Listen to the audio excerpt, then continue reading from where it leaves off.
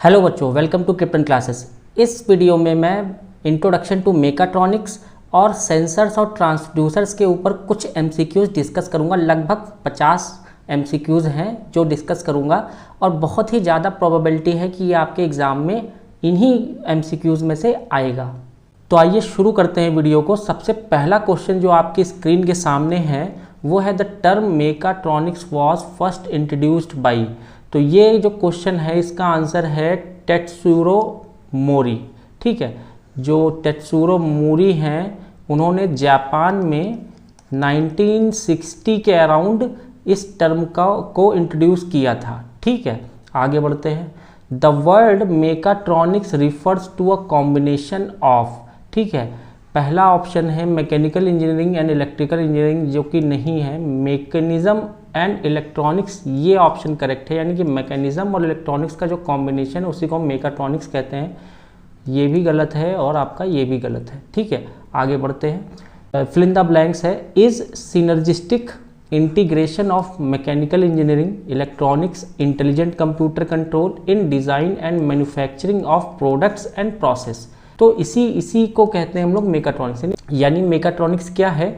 Integration है mechanical engineering, electronics and intelligent computer control का। ठीक है, वो क्या करते हैं, उससे हम लोग डिज़ाइन करते हैं, मैन्युफैक्चर करते हैं किसी प्रोडक्ट को या किसी प्रोसेस को। तो आगे बढ़ते हैं नेक्स्ट क्वेश्चन की तरफ। Automatic door openers and auto focus camera were developed under which stage of mechatronics evolution.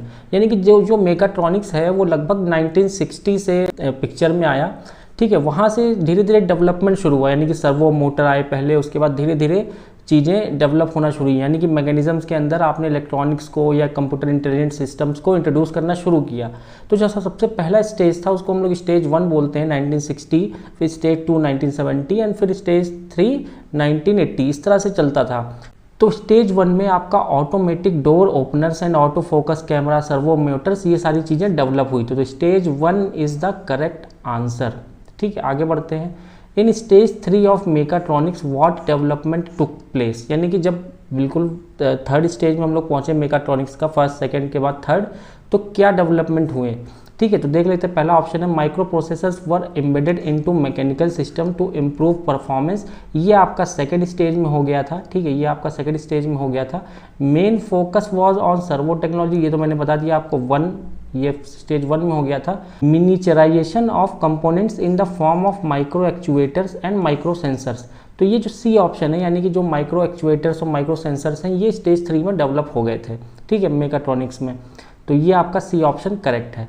आगे बढ़ते हैं। What are the application areas of mechatronics. यानी कि क्या क्या एप्लीकेशन है? मशीन विजन, हाँ ये एप्लीकेशन है। ऑटोमेशन एंड रोबोटिक्स, बिल्कुल ये भी सही है। सेंसिंग एंड कंट्रोल सिस्टम्स, ये भी सही है।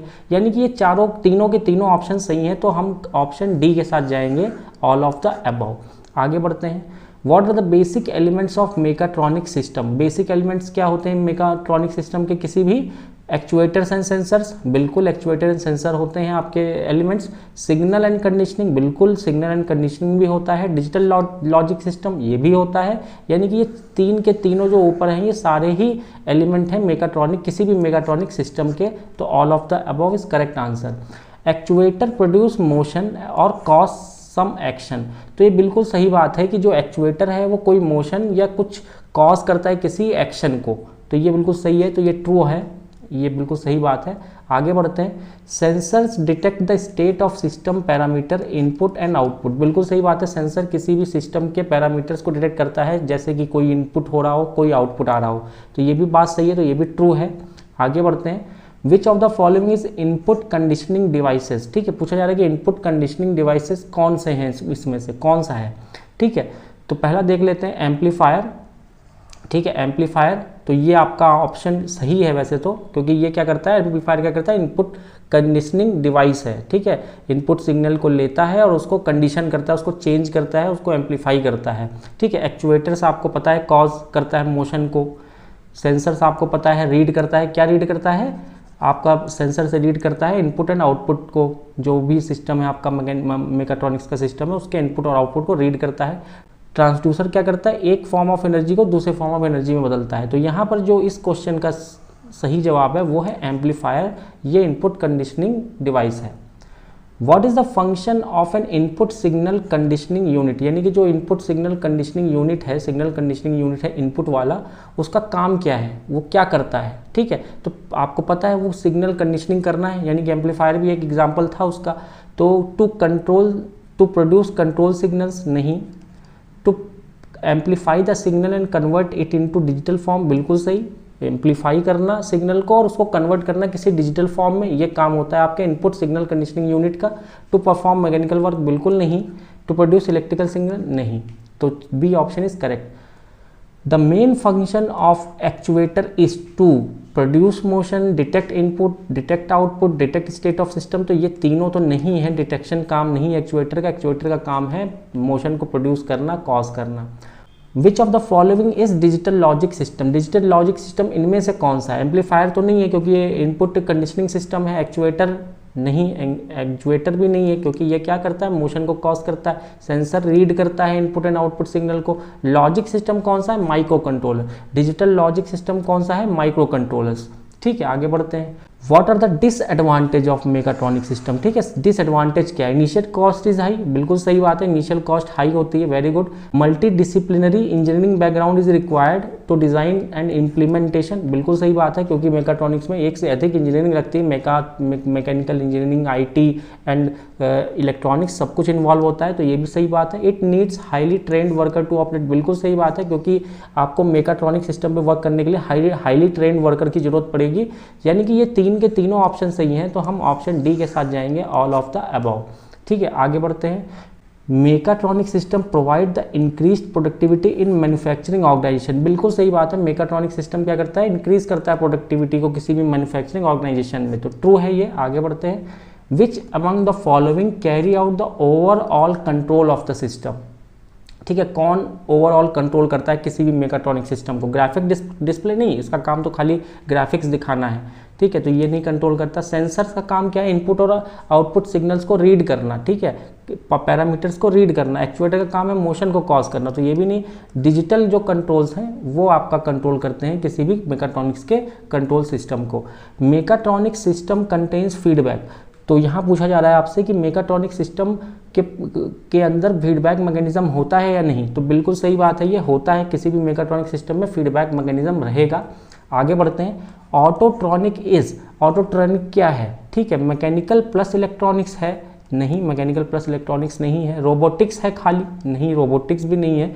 ऑटोमोबाइल प्लस इलेक्ट्रॉनिक्स ये है, यानी autotronic is the combination of automobile with electronics, यानी कि ऑटोमोबाइल है, कार्स हैं, व्हीकल्स है, कोई भी आपकी ऑटोमोटिव व्हीकल है, उसके अंदर आपको सारी चीज़ों का, चाहे वो स्टीयरिंग हो, चाहे आपके ब्रेक्स हों, गियर्स हों, या कोई भी मैकेनिज्म हो, उसको आप उसके अंदर आपको इलेक्ट्रॉनिक्स या इंटेलिजेंट सिस्टम को इंट्रोड्यूस करना है, उस साइंस को या उस इंजीनियरिंग को हम लोग ऑटोट्रॉनिक्स कहते हैं।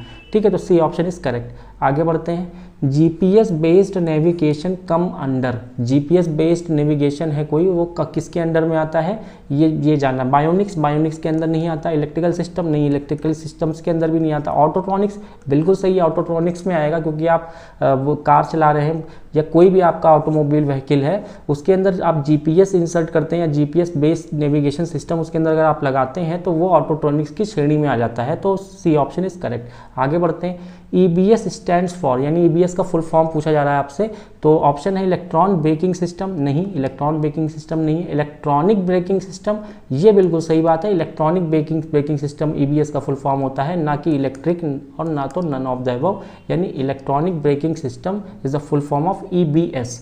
आगे बढ़ते हैं। What is the full form of EHPS with respect to vehicle dynamics, ठीक है, EHPS का आपसे फुल फॉर्म पूछा जा रहा है, तो EHPS का फुल फॉर्म है इलेक्ट्रो हाइड्रोलिक पावर स्टीयरिंग, ठीक है, तो मैं यहाँ पे डायरेक्टली आपको बता रहा हूँ, इलेक्ट्रो हाइड्रोलिक पावर स्टीयरिंग, ठीक है, इलेक्ट्रो हाइड्रोलिक पावर स्टीयरिंग, यानी कि जो आपकी स्टीयरिंग है उसके अंदर आप हाइड्रोलिक सिस्टम्स का इस्तेमाल करेंगे, यानी फोर्स हाइड्रोलिक सिस्टम से आपको एक्स्ट्रा फोर्स मिलेगा जिसकी वजह से आपकी जो स्टीयरिंग है वो इजी हो जाएगी, ठीक है, वो इजी हो जाएगी, यानी कि पावर स्टीयरिंग हो जाएगी with the help of an hydraulic system. आगे बढ़ते हैं। What is the full form of MDPS with respect to vehicle dynamics, यानी MDPS का फुल फॉर्म क्या है, तो मोटर ड्रिवन पावर स्टीयरिंग है, मोटर ड्रिवन पावर स्टीयरिंग है आपका फुल फॉर्म MDPS का, मोटर ड्रिवन पावर स्टीयरिंग, यानी कि इसके अंदर जो स्टीयरिंग होगी कार की, व्हीकल की, ऑटोमोबाइल की, उसके अंदर आपका जो हेल्प करने वाला है ड्राइवर का वो है motor. Electric motor will help to steer the vehicle. Next है which among the following is correct statement regarding mechatronic system. ठीक है, कौन सा करेक्ट स्टेटमेंट है इसमें से? Its initial cost of setup is low. गलत बात है, इसका जो इनिशियल सेटअप कॉस्ट है वो हाई होता है। ठीक है, चीपर मेंटेनेंस, ये भी गलत बात है, इतना भी चीप नहीं होता क्योंकि मेकाट्रॉनिक सिस्टम इन्वॉल्व है तो हाई मेंटेनेंस कॉस्ट है इसकी। मोर आउटपुट इन लेस टाइम, ये बिल्कुल सही बात है क्योंकि जब आपके मैकेनिज्म्स में इलेक्ट्रॉनिक्स इंटेलिजेंस सिस्टम्स का प्रयोग हो जाता है तो जो आउटपुट है वो कम समय में आपको मिलता है, जल्दी मिलता है। Fast output, higher productivity. ठीक है, any individual can operate this system, में बिल्कुल गलत बात है, कोई बहुत हाईली ट्रेंड वर्कर्स की जरूरत पड़ती है मेकाट्रॉनिक सिस्टम को चलाने के लिए। Which among the following is false statement regarding mechatronic system, कौन सा फॉल्स स्टेटमेंट है? Its initial cost of setup is high, ये तो बिल्कुल सही बात है, तो ये फॉल्स नहीं है। Does not require high skilled labour for operating it, ये गलत बात है। यानी कि ऑप्शन हमसे पूछा गया कि फॉल्स कौन सा है, तो फॉल्स तो यही है ना। More output is in less time, ये तो बिल्कुल सही बात है। It provides flexibility in production, ये भी बिल्कुल सही बात है। तो जो गलत है इसमें से वो ये है कि does not require highly skilled labours for operating it, यानी कि हाईली स्किल्ड लेबर की जरूरत पड़ती है मेकाट्रॉनिक सिस्टम में। अगला क्वेश्चन आपके सामने है बायोनिक्स। बायोनिक्स कौन सी साइंस है या कौन सी इंजीनियरिंग है?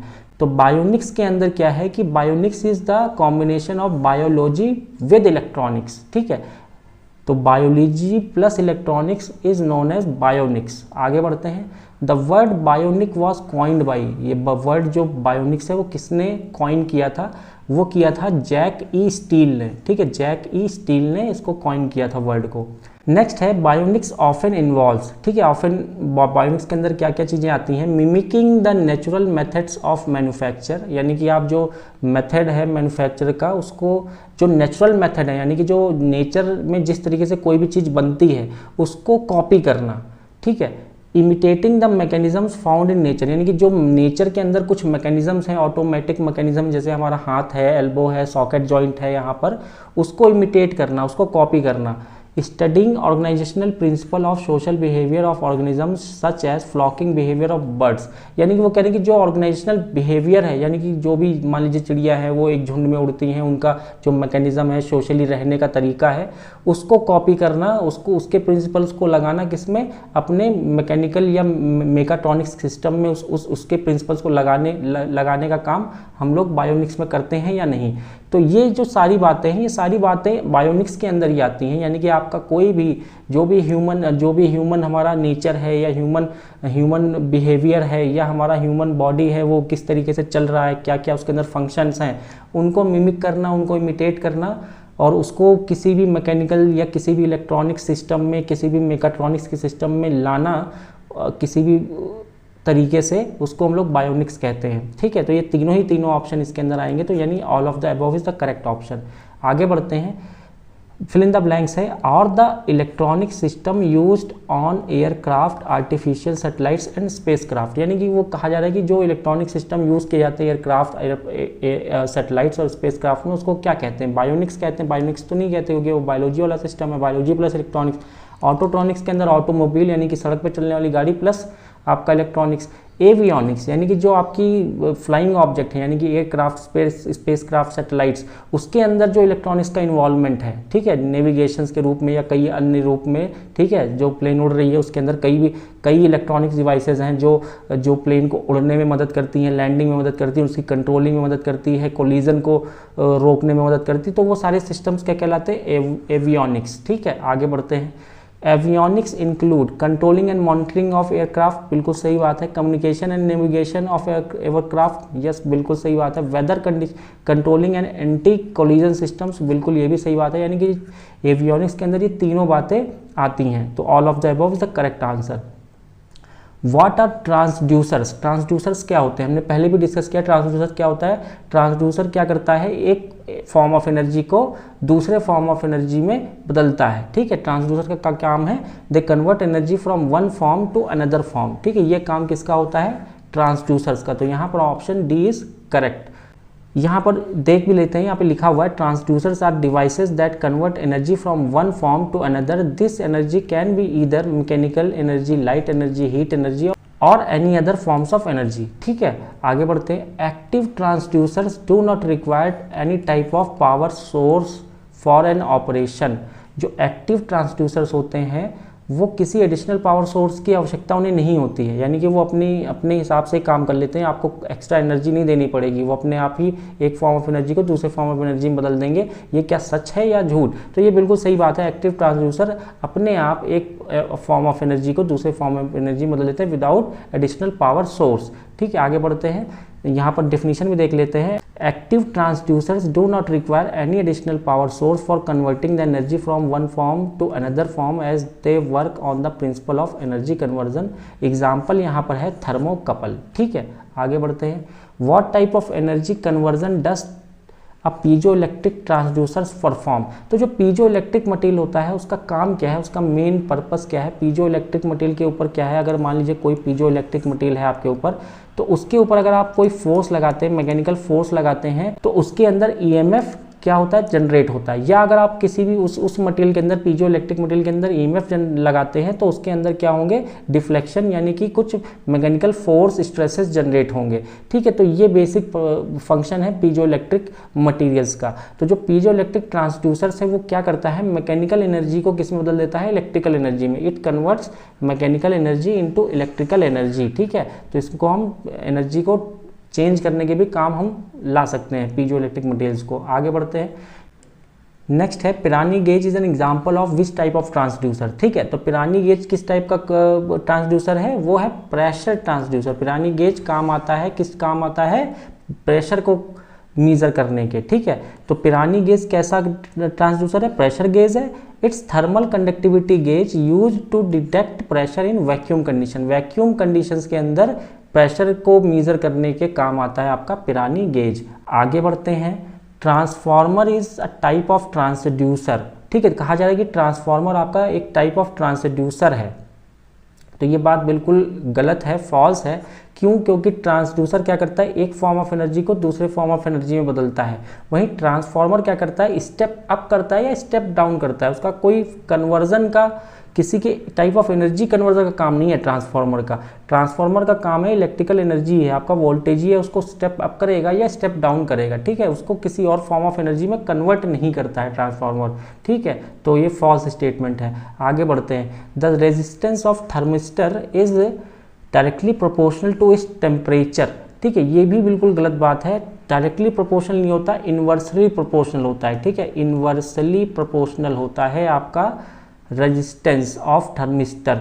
तो resistance of thermistor is inversely proportional to its temperature. When the temperature of the thermistor increases then the value of its resistance decreases and vice versa happens when temperature decreases. यानी कि जब आपका temperature बढ़ता है तो आपका जो thermistor है उसका रेजिस्टेंस घटता है। ठीक है, घटता है। तो ये आपका स्टेटमेंट फॉल्स है। आगे बढ़ते हैं। An eddy current type displacement sensor can detect which type of object. जो eddy current type displacement sensor है, यानी कि जो एक सेंसर है वो डिस्प्लेसमेंट को मीजर कर रहा है। ठीक है, टेस्ट कर रहा है, वो पैरामीटर्स को मीजर कर रहा है। ठीक है, डिस्प्लेसमेंट वाले पैरामीटर को। और वो कैसा है सेंसर, एडी करंट टाइप है। तो वो किस ऑब्जेक्ट का के डिस्प्लेसमेंट को मीजर कर सकता है, डिटेक्ट कर सकता है, वुडन ऑब्जेक्ट को, मेटल ऑब्जेक्ट को, प्लास्टिक ऑब्जेक्ट्स को, ब्रिक को। ठीक है, तो आपको पता है भाई एडी करंट किस में जनरेट होते हैं, मेटल ऑब्जेक्ट्स में ही तो होते हैं। तो मेटल ऑब्जेक्ट्स को ही तो डिटेक्ट कर सकता है वो। आगे बढ़ते हैं। आगे बढ़ते हैं। Sensor is defined as a device which measures a physical quality, light, sound, space and converts them into a easily readable format. बिल्कुल सही बात है। सेंसर का काम क्या है, सेंसर का काम भी ट्रांसड्यूसर जैसा है। एक फॉर्म ऑफ एनर्जी को दूसरे फॉर्म ऑफ एनर्जी में बदल सकता है सेंसर। बट वो उसका काम क्या है, बेसिक कि सेंसर उस फॉर्म में बदलेगा जिस फॉर्म में इजीली रीडेबल हो, यानी इजीली एक आम इंसान या कोई भी मैकेनिज्म या कोई भी मशीन उसको रीड कर सके, पता कर सके कि वो क्या कहना चाह रहा है। ठीक है, उस फॉर्म में बदलने का काम आपका होता है सेंसर का। सेंसर का काम क्या होता है, एक किसी भी फिजिकल क्वालिटी को मीज़र करना, यानी कि मीज़र करने का मतलब डिटेक्ट करना और उसको उस फॉर्म में बदलना जो ईजिली रीडेबल फॉर्मेट में हो। ठीक है, वो काम होता है सेंसर का। वहीं ट्रांसड्यूसर का मैं यहीं पे बता दूं कि ट्रांसड्यूसर का काम है सिर्फ एक फॉर्म ऑफ एनर्जी को दूसरे फॉर्म ऑफ एनर्जी में बदलना, ना कि उसको रीडेबल फॉर्मेट से कोई मतलब नहीं है, यानी कि रीडेबल फॉर्मेट में है या नहीं है उससे ट्रांसड्यूसर्स का कोई लेना देना नहीं है। ठीक है, तो ये बात बिल्कुल सही है, यहाँ पर ट्रू पे टिक लगाते हैं, आगे बढ़ते हैं। तो अगला सवाल है ऑल सेंसर्स आर ट्रांसड्यूसर्स, ये ट्रू है या फॉल्स है? तो यहाँ पर मैं आपको बताना चाहता हूँ कि जितने भी सेंसर्स हैं वो सारे सेंसर्स क्या होते हैं, ट्रांसड्यूसर्स होते हैं, क्योंकि सेंसर भी एक फॉर्म ऑफ एनर्जी को दूसरे फॉर्म ऑफ एनर्जी में बदलता है, लेकिन इन अ रीडेबल फॉर्मेट। वहीं ट्रांसड्यूसर क्या करता है, एक फॉर्म ऑफ एनर्जी से दूसरे फॉर्म ऑफ एनर्जी में बदलता है, लेकिन रीडेबल फॉर्मेट की गारंटी नहीं है, यानी कि उसको इससे मतलब नहीं है कि वो रीडेबल फॉर्मेट में है कि नहीं है, बस वो बदल देगा। ठीक है, और कोई काम नहीं है ट्रांसड्यूसर्स का। तो यानी कि जो ट्रांसड्यूसर है, यानी कि जो सेंसर्स हैं वो ट्रांसड्यूसर्स हैं, लेकिन जो ट्रांसड्यूसर्स हैं, यानी कि जो ट्रांसड्यूसर है, तो ये गारंटी नहीं है कि वो सेंसर होगा। कोई भी ट्रांसड्यूसर जो रीडेबल फॉर्मेट में एनर्जी को बदल रहा होगा, ठीक है, तो उसको हम सेंसर बोलते हैं। ठीक है, तो ट्रांसड्यूसर की गारंटी नहीं है कि वो सेंसर होगा, लेकिन सेंसर है तो वो गारंटीड ट्रांसड्यूसर ही है। ठीक है, तो ये all sensors are transducer true statement है। यहाँ पर रिटन फॉर्म में भी लिख देता हूँ मैं आपके लिए कि transducers are devices that can convert one form of energy to some other form. When sensor senses an object it converts into machine readable electrical signals, therefore it's transducer, but all transducers are not sensors. यानी कि sensor भी वही काम कर रहा है भाई, एक फॉर्म ऑफ एनर्जी को एक रीडेबल फॉर्मेट में बदल रहा है। ठीक है, एक एनर्जी को दूसरी एनर्जी में बदल रहा है। ठीक है, तो उसी को तो हम ट्रांसड्यूसर कहते हैं। लेकिन ट्रांसड्यूसर क्या करता है कि वो उसको गारंटी नहीं है कि वो रीडेबल फॉर्मेट में ही कन्वर्ट करेगा कि नहीं करेगा, वो किसी में भी कर सकता है। लाइट को आप इलेक्ट्रिकल में कर रहे हैं, या लाइट को आप मैग्नेटिक पावर में कर रहे हैं, मैग्नेटिक को लाइट फॉर्म में कर रहे हैं, तो वो अलग चीज़ है। लेकिन रीडेबल फॉर्मेट में कर रहे हैं तो सेंसर बन जाएगा। ठीक है, आगे बढ़ते हैं। अगला सवाल है थर्मिस्टर थर्मिस्टर क्या है? थर्मिस्टर है सेंसर। ठीक है, आगे बढ़ते हैं। और यहाँ पर एक बात और, सेंसर तो है ही है, मैं भूल गया था, अगर सेंसर है तो ट्रांसड्यूसर भी होगा, और सेंसर है तो ट्रांसड्यूसर भी होगा, यानी कि both. C option is correct. ठीक है, सी ऑप्शन इज करेक्ट। हाँ, अगर ट्रांसड्यूसर होता तो ये गारंटी नहीं कि सेंसर होगा। तो आगे बढ़ते हैं। Proximity sensor is type of position sensor. जो प्रॉक्सिमिटी सेंसर होते हैं वो किस टाइप के पोजीशन सेंसर हैं? वो नॉन कॉन्टैक्ट टाइप हैं। ठीक है, वो क्या है? Non contact type position sensor हैं। आगे बढ़ते हैं। Which is the most common load cell used in force sensor, यानी कि फोर्स को डिटेक्ट करने के लिए जो सबसे कॉमन लोड सेल है वो कौन सा है? तो जो strain gauge based load cells होते हैं वो आपके basic type of force sensors हैं, जिसके अंदर लोड सेल का इस्तेमाल किया जा रहा है। ठीक है, आगे बढ़ते हैं। Which transducers does not require any external power supply for working.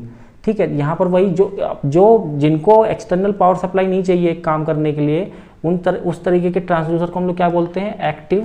Active transducers. ठीक है, उनको हम क्या कहते हैं? Active transducer.